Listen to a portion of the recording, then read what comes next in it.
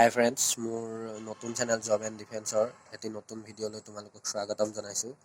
আৰু আজি মই ক'বলৈ বিচাৰিছোঁ যে SSC GDৰ ভৰ্তি প্ৰক্ৰিয়াটোৰ বিষয়ে আৰু SSC GDৰ যিটো ভৰ্তি প্ৰক্ৰিয়া বৰ্তমান চলি আছে আৰু এতিয়া মেডিকেলৰ ডেট অহা নাই, হয়তো 12 তাৰিখ মানৰ ভিতৰত বা 13 তাৰিখ মানৰ ভিতৰত ডেটটো আহি যাব পাৰে মেডিকেলৰ।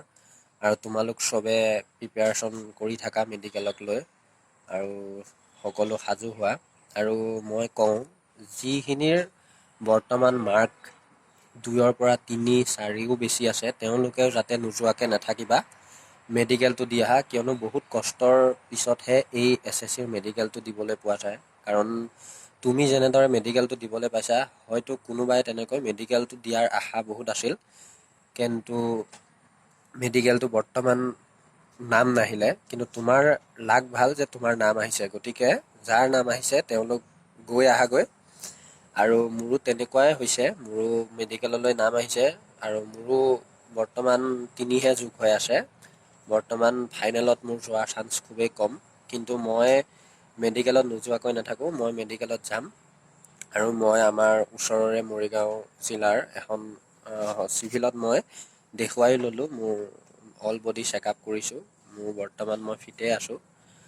আৰু দেখিবলৈ পোৱা গৈছে যে এইবাৰ কিহৰ কাৰণে কি হৈছে বা আমাৰ দিনক দিনে কিয় কম্পিটিশ্যন ইমান বেছি হৈছে, ইয়াৰ হকে যদি আমি অসমৰ ল'ৰা ছোৱালীখিনিয়ে মাত নেমাতোঁ, তেতিয়া হয়তো আগন্তুক আহি থকা আৰু অসম পুলিচ বা অন্য কিবা ভৰ্তিটো বাহিৰা কেণ্ডিডেট সোমাবলৈ খুব বৰ বেছি সময় নালাগিব।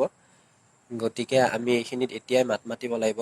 SSC GDটো এনেকুৱা নহয় যে SSC GDটো আমি অনলি বছৰত এবাৰেই দিওঁ, তেনেকুৱা নহয়। আমাৰ বহুতো বেলেগ পোষ্টটো আহে আৰু বহুত বেলেগ চাকৰিও আছে যি দিবলৈ আমি যদি চেষ্টা কৰোঁ, হয়তো তাতো ল'ব পাৰিম।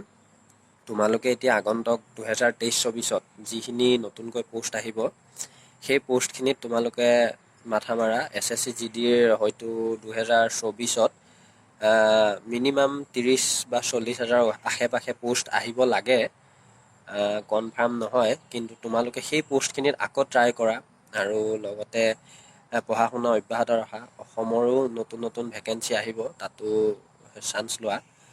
আৰু কাট অফৰ ওপৰত SSC GDৰ যিটো কাট অফক লৈ সকলোৱে মেডিকেলৰ ৰিজাল্ট অহা আগতে হোৱা দোৱা লগাই আছিলে, কিন্তু কাট অফৰ ভিডিঅ' কাৰোৱেই লগত মিলা নাই বা কাৰো মতেই নহ'ল যে ইমান যাব, কাৰো মতেই নহ'ল।